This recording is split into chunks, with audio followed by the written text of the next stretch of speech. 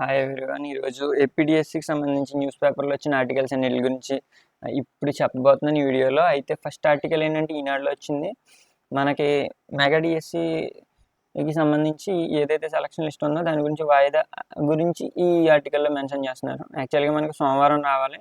అది మనకి నిన్న నైట్ ఇక్కడ మంగళవారం నుంచి స్టార్ట్ అవుతుందని తెలిసింది. అయితే అదే ఆర్టికల్ దీంట్లో వచ్చింది. నేను నైట్ బుధవారాలు వచ్చిన వెంటనే నేను ఇమీడియట్గా షార్ట్ చేశాను. సో షార్ట్ చేసిన వెంటనే ఎవరికి తెలుస్తుంది అంటే ఛానల్ని ఎవరైతే సబ్స్క్రైబ్ చేస్తారో సబ్స్క్రైబ్ చేసి వాళ్ళకి కూడా వెంటనే రాకపోవచ్చు. మీరు బెల్ ఐకాన్ క్లిక్ చేస్తే అప్పుడు వెంటనే అప్డేట్స్ వస్తాయి. నేను ఎక్కువ లెంతీ వీడియోస్ చేయకుండా ఇమీడియట్గా చిన్న ఇన్ఫర్మేషన్ ఇచ్చి షార్ట్లో చేస్తాను. దానివల్ల మీ టైం వేస్ట్ అవ్వకుండా ఉంటుంది. అండ్ దాంతోపాటుగా ఏంటంటే ఇక్కడ మెయిన్ దీనికి కారణం ఏం చెప్తున్నారంటే సాంకేతిక ఇబ్బందులు తలెత్తడం వల్ల దీన్ని 1-2 సార్లు పరిశీలిస్తున్నారని చెప్పారు. సో ఇది మెయిన్ ఇంపార్టెంట్ దీంట్లోని. అయితే నెక్స్ట్ ఆర్టికల్స్ ఏమున్నాయో చూద్దాం. ఇక్కడ ఆప్షన్కి సంబంధించి డిఎస్సికి ఆప్షన్స్ లేవు. మనకి 1, 2, 3, 4 ఆప్షన్స్ ఇచ్చాం. సో అందరికీ తెలిసిందే. అయితే దాంట్లో ఏంటంటే పైన తక్కువ పే స్కేల్ వచ్చే ఎస్జిటి ఇచ్చుకుని తర్వాత కింద స్కూల్ అసిస్టెంట్ కానీ పీజీటీ కానీ ఇవన్నీ ఇచ్చుకున్నారు. సో వాళ్ళు ఇచ్చేటప్పుడు ఏం ఆలోచించారంటే మనకి ఏదైతే ఈజీ తొందరగా వచ్చే ఛాన్స్ ఉందో అది ఫస్ట్ ప్రయారిటీ ఇచ్చుకోవాలేమో అన్నట్టు అభ్యర్థులు అలా పెట్టుకోవడం అండ్ నెట్ సెంటర్లో అప్లై చేసే వాళ్ళు తప్పిదాల వల్ల ఇలా జరిగింది. అయితే దీనికి 2 ఆప్షన్ ఇస్తారని నిన్న సాయంత్రం కొద్దిగా న్యూస్ వచ్చినా అఫీషియల్ కాకపోయినా కొంతమంది ద్వారా వచ్చినా మళ్ళీ మనకి కన్వీనర్ గారి ద్వారా తెలిసింది ఏంటంటే అఫీషియల్గా ఇచ్చింది ఎలాంటి చేంజ్ ఉండదని ఇక్కడ న్యూస్ పేపర్లో కూడా అదే వస్తుంది. సో దానికి సంబంధించి అన్నీ ఇక్కడ మెన్షన్ చేశారు. అయితే ఏంటంటే ఆప్షన్స్ లేకపోవడం వల్ల ఏ జిల్లాల్లో ఎవరెవరు ఉన్నారని కొంచెం ఎగ్జాంపుల్స్ ఇక్కడ ఇవ్వడం జరిగింది. అక్కడ కర్నూలులో ఏంటి, చిత్తూరులో ఏంటి అనేది. సో ఇలా జరగడం వల్ల వచ్చే ప్రాబ్లమ్స్ ఏంటి, మళ్ళా ఎక్కువ స్థాయికి సంబంధించిన ఉద్యోగం ఉన్నా కానీ కింద స్థాయి వచ్చి జీవితాంతం బాధపడతారనేదో ఇక్కడ ఆర్టికల్స్ వచ్చింది. సో దీనివల్ల కొంతమంది ఇబ్బంది పడుతున్నారు. బడులకు మళ్ళీ కళ. సో దీని గురించి ఒక ఆర్టికల్ ఆంధ్రజ్యోతిలో రావడం జరిగింది. అయితే దీనికి కంటిన్యూస్గా వచ్చిన ఆర్టికల్లో మనకి టెట్కి కానీ డిఎస్సికి కానీ పనికొచ్చే ఉన్నాయి. వాటిని నేను ఎక్స్ప్లెయిన్ చేస్తాను. మనకి కాంటెంపరీ ఇష్యూస్ ఏమున్నాయో దాని మీద క్వశ్చన్స్ అడుగుతున్నారు. సో పథకాలకు సంబంధించిన దాంట్లో ఇది వచ్చే అవకాశం ఉంది టెట్కి సంబంధించి సైకాలజీలో. కాబట్టి నేను ఫస్ట్ ఆఫ్ ఆల్ దీంట్లో జనరల్గా ఏముందంటే ఇన్ని పోస్టులు తీసాక మనకి ఎక్కువగా సో గత 2021, 2022లో 44 లక్షలు ఉంటాయి. ఇప్పుడు ఇంకా పిల్లల స్థాయి పడిపోయింది. సో ఎలాంటి టీచర్ రిక్రూట్మెంట్ జరగకపోవడం కూడా దీనికి ఒక కారణం అని పెడుతున్నారు. అయితే మనకి మెయిన్ అసలు ఇక్కడ ఉంది. దీనికి సంబంధించి అసలు విషయం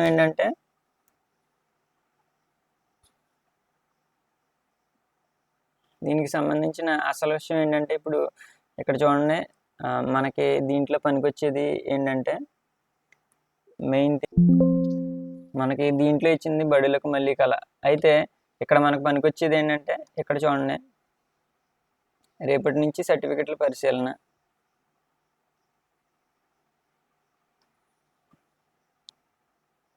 అయితే డిఎస్సికి సంబంధించి కాల్ లెటర్లో జాప్యం. వీటికి సంబంధించి ఆల్రెడీ చూసాం. అయితే ఇది 9 రకాల పాఠశాల బడులు.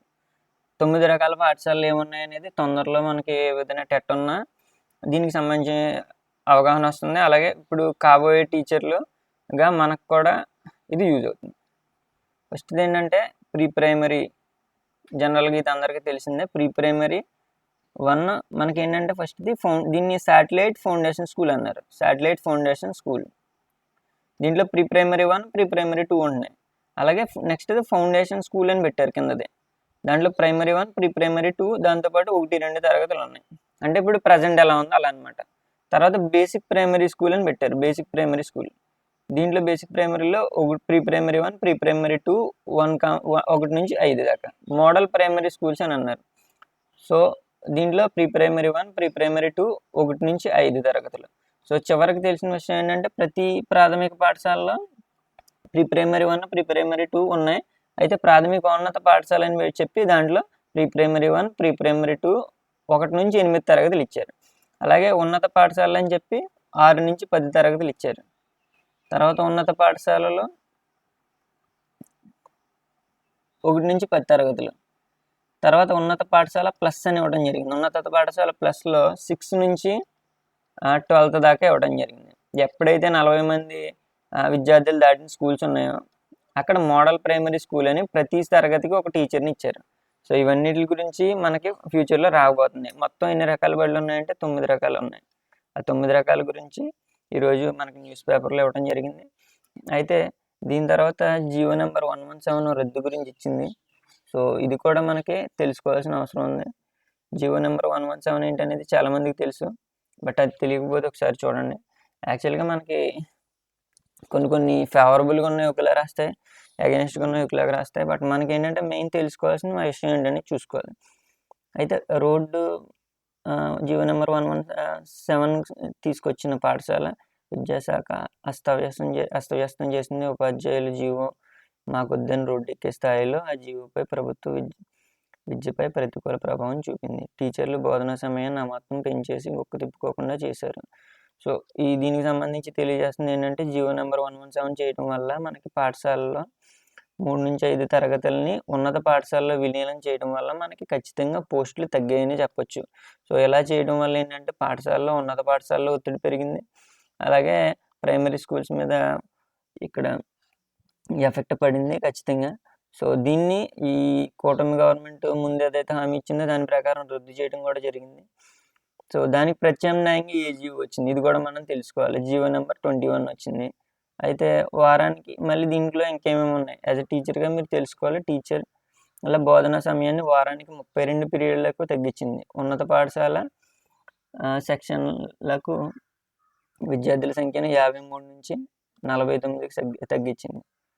ఫౌండేషన్ పాఠశాల గతంలో 30 మంది విద్యార్థులు దాటితే రెండో టీచర్ని ఇచ్చేవారు. నూతన విద్యా విధానంలో 20 మందిని దాటితే రెండో టీచర్ ఇస్తున్నారు. సో ఇది కూడా మంచి విషయమే. సో ఇది దీని గురించి. అయితే పూర్తి స్థాయిలో టీచర్లు అంటే టీచర్లు పెరిగారు, చాలా కాలం తర్వాత పూర్తి స్థాయి టీచర్లు వచ్చారు, టీచర్లు పెరిగారు అన్న దాని గురించి దీనిలో న్యూస్ వచ్చింది.